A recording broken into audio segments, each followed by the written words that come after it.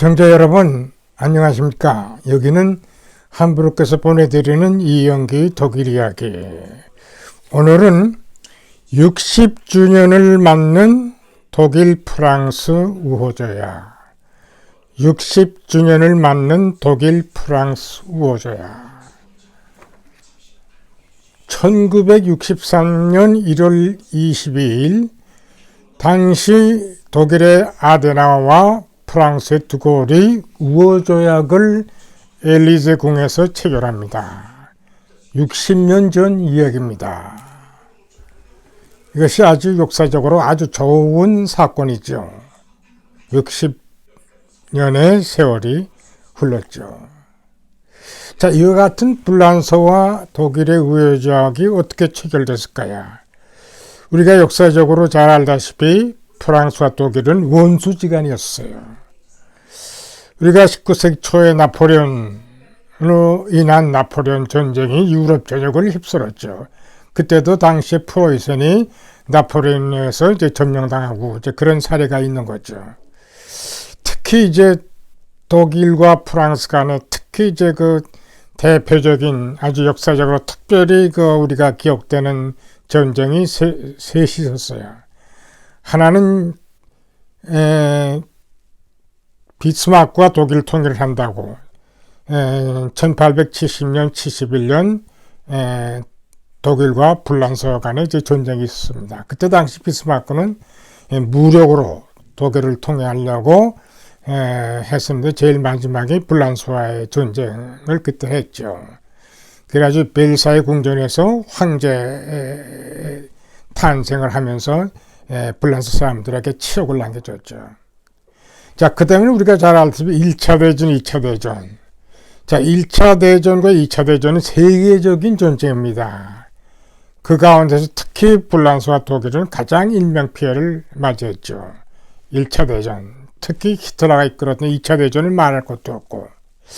자, 이와 같이 불란서와 독일은 원수가 될 수 있을 정도로 전쟁을 많이 했는데 어떻게 1963년 1월 달에 들어와서 독일과 불란서가 우호조약을 맺게 됐을까요? 이게 아주 역사적인 사건인 거죠. 물론 2차 대전이 끝나고 세계는 많이 이제 판도가 달라졌고 이제 새롭게 유럽의 판도가 짜려고 했을 때 63년도에 독일과 불란서 간의 우호조약이 체결했어요. 왜 이제 우리가 싸움만 해야 되냐? 왜 지금 우리가 원수지간이 되느냐? 하는 그런 가운데서 이제 앞으로는 시대도 많이 지났고 해서 앞으로는 우리가 우호조약을 통해서 보다 나게 두 나라 간의 친선을 도모하자 해가지고 두골과 아데나우어가 우호조약을 체결했습니다. 자, 그리고 그때 당시 아데나우어는 서방 정책을 쭉 써옴으로써 소련의 팽창 정책을 막고 어디까지나 서방 정책을 통해서 그중에도 유럽, 그중에도 불란서를 가장 핵심적인 나라를 보았기 때문에 불란서의 조약을 맺는 것이 좋다 이렇게 생각을 하는 거죠. 두골은 두골대로 두골이 늘 얘기한 것처럼 저 스페인에서 저 우랄타이까지 유럽이다 하면서 유럽 통합론을 많이 주장을 한 그런 결과로 두 노인이 이제 이 우호조약을 체결했습니다. 이것이 언제냐면은 아까 얘기한 것처럼 63년 1월 20일 불란서에 있는 엘리제궁. 그래서 두 노인이 이제 체결을 했는데 당시에 이 두골은 어떤 생각을 했냐면은 이 우리 두 나라의 우호조약이 일반 국민들의 희망사항이다. 근데 일반 국민들의 희망사항뿐만 아니라 이것은 바로 하나님의 목소리다. 하나님의 음성이다 하면서 이제 울싸는 그런 장면의 사진을 나왔는데 이것이 역사적으로 굉장히 중요한 사건입니다. 제가 그림을 하나 보여드릴게요.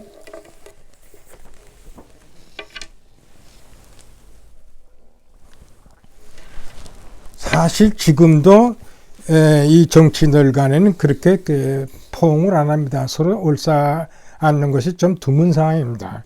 그때 당시 이와 같이 이것은 일반 국민의 목소리뿐만 아니라 하나님의 음성이다. 이제 우리는 더 이상 원수가 되지 말고 앞으로의 유럽 통합을 위해서 우리는 서로 우호 관계를 맺자 하는 의미에서 이 엘리제 조약이 체결된 것이다. 아주 이것은 역사적인 사건입니다. 이건 많은 사람들에게 하나의 모범이 될 수 있는 그러한 사건이라고 저는 봅니다. 이 내용을 보면은, 엘리제 조약의 내용을 보면은 정치, 경제, 사회, 문화 모든 면에서 지도자들이 만나고 강요회의가 있고 국민들 간에 미팅이 있고 청소년들의 교류가 있고 불란 사람들은 독일어를 배우고 독일 사람들은 불란서를 배우는 모든 영역에서의 서로의 만남을 추진을 한 그런 내용인데, 특히 정상들 간의 만남은 독일과 불란서 간의 우호를 중재하는데 큰 역할을 했죠. 처음에는 아데나우어와 두골, 그 다음에는 또 헬무트와 지스카 데스당. 헬무트와 지스카 데스당은 주로 재정 면에서 유로를 탕성시킨 그 장본인이 지스카 데스당과 헬무트 슈미트입니다. 그리고 독일 통일 시에 이 헬무트 콜과 미트랑 간에 이렇게 자전 접촉을 통하고, 통일 그 전에 콜이 미트랑 개인 집까지 불란서 찾아가가지고 바닷가에서 산책하는 그런 장면들이 나옵니다. 그런 관계. 그 후에 또 앙겔라 메켈과 사코지, 또 앙겔라 메켈과 마크롱. 근데 지금은 숄츠 총리와 이제 마크롱 간의 자전 접촉. 이런 정상급의 정기적인 자주 그런 접촉이라는 것이 굉장히 유럽 발전에 도움이 됐다고 저는 봅니다.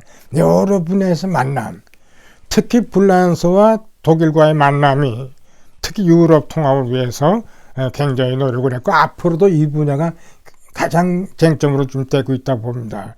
바로 이번 60주년을 맞이해가지고 요 근래 올라프 숄츠 독일 총리가 불란서 가가지고 소르보네 대학에서 앞으로도 불란서와 독일이 유럽 통합의 주역적인 역할을 하자, 열세적인 역할을 하자, 결정적인 역할을 하자 하면서 이번에 소르보네 대학에서 강연을 했죠.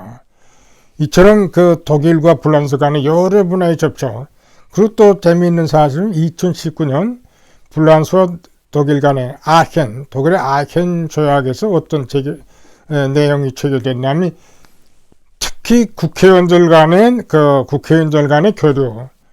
그러니까 독일 국회에 이제 50명단위, 그러니까 불란서 50명의 국회의원들이 독일 국회에 와가지고 토론하고, 또 불란서 국회에 또 독일 국회의원 50명이 또 가서 토론하는 이런 의회 프로토콜, 의회 간의 접촉을 위한 프로토콜을 또 지난 1919년에 또 이렇게 2019년에 그 조약을, 아켄 조약을 이렇게 맺었습니다. 이처럼 불란서와 독일은 그 역사적인 여러 가지 그 사건을 볼 때 그야말로 서로 원수지간, 이런 어떤 두 나라가 앞으로는 이제 더 이상 우리가 원수지간이 되지 않고 오히려 친구가 돼가지고 유럽 통합 발전에 우리가 중추적 역할을 하자 하고 이제 이런 조약을 체결했는데, 저는 이 조약이 참 잘 됐다고 봅니다. 이것이 다만 불란서와 독일 간의 이런 조약으로만 끝나질 않고 전 세계적인 차원에서 여러 그 컨티넨트의 하나의 좋은 하나의 본보기가 된다고 봅니다. 특히 우리나라의 경우는 이런 것을 보았을 때 우리와 가장 그동안 멀면서도 가장 가까우면서도 먼 나라다 하는 그 우리 일본과 한국과의 관계에서 하나의 좋은 하나의 본보기가 되지 않냐. 우리 일본과 우리의 경우는 같은 가치 공동체를 공유하고 있어요. 자유민주주의라든가 시장경제제와 같은 자유공동체제. 이제는 과거에 우리가 일본과의 관계에서 원수지간의 관계에서 떠나서 앞으로 미래를 향한 보다 많은 발전을 위해서는 이런 독일과 불란서의 조약이 우리에게 본보기가 되지 않겠냐. 특히 우리가 잘 지금 알다시피 우크라이나 전쟁을 통해서 이 자유세계에 대해 지금 일종의 독재세계와의 관계가 아주 첨예하게 대립되고 있는 상태에서 특히 우리 태평양, 우리 국동 분야에서의 미국과 일본과 우리 대만 이런 또 호주라든가 이런 나라들 간에 공동적인 노력을 할 때가 되지 않았나. 그 중에서 특히 가장 우리가 위험한 그런 지적에 있는 우리나라 경우가 특별히 중국을 견제하고 앞으로 중국의 민주화를 위해서도 또 우리의 통일을 위해서도 일본과 우리가 불란서와 독일에서 보여준 것처럼 우리에게도 그런 일본과의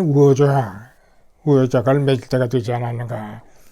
물론 일본, 우리 미국과의 이런 동맹관계 또 안보 면에서 동맹관계도 절대적으로 필요합니다만은 특별히 그동안에 우리가 거의 일본과의 대립 상태에 있었던 우리와 일본과의 관계도 독불에서 보여주듯 우리에게도 지금은 뒤를 보지 말고 앞으로 미래를 향해서 볼 때 좋은 본보기가 되지 않겠나 하는 생각을 제가 해보았습니다.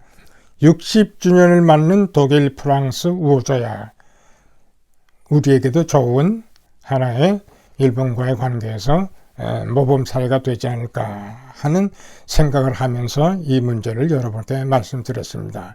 시청해 주셔서 감사합니다.